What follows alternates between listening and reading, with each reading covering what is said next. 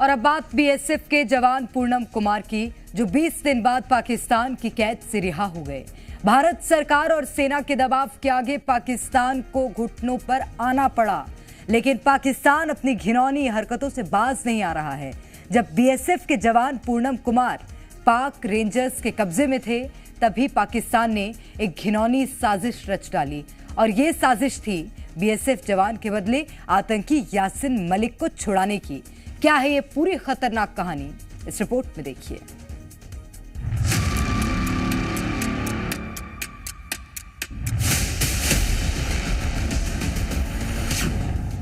BSF जवान के बदले आतंकी, पाकिस्तान की औकात तो देखिए।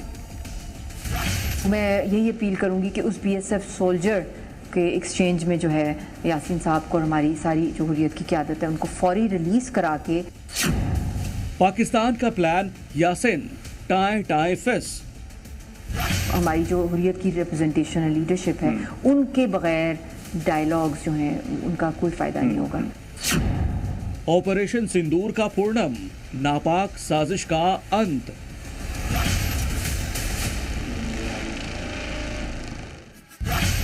भारत ने एक बार फिर अपनी ताकत पाकिस्तान को दिखा दी। याद कीजिए 1 मार्च 2019 की वो रात, जब पाकिस्तान ने बालाकोट एयर स्ट्राइक में शामिल भारत के विंग कमांडर अभिनंदन को सम्मान के साथ रिहा किया था।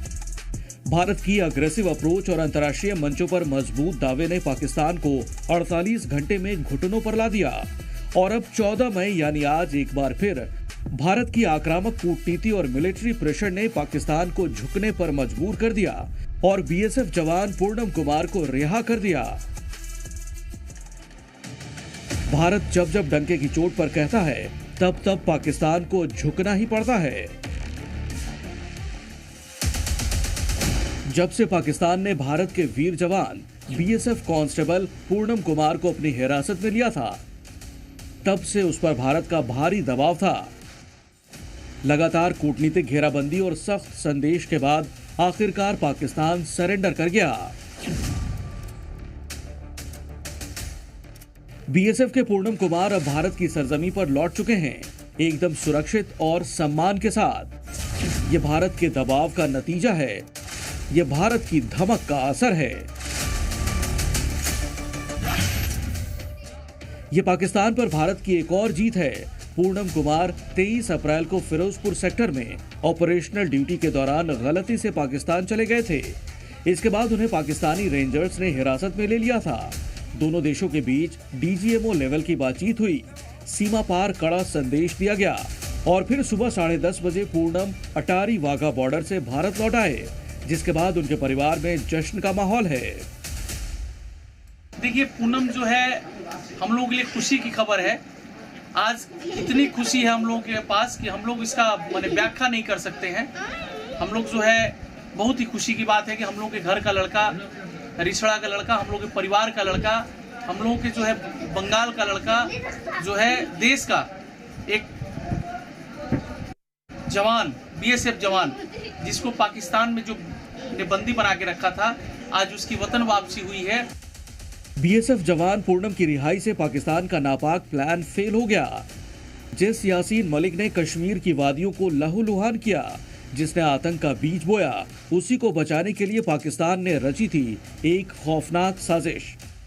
बीएसएफ जवान को अपनी कैद में रखने के बाद पाकिस्तान ने एक घिनौनी डील की कोशिश शुरू कर दी।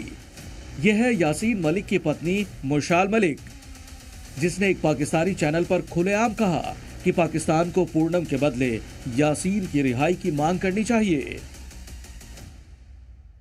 आ रही है रिपोर्ट्स कि कोई पकड़ा है पाकिस्तान ने। अच्छा। तो वो इंडियन अखबारों में भी आएगी वो बात।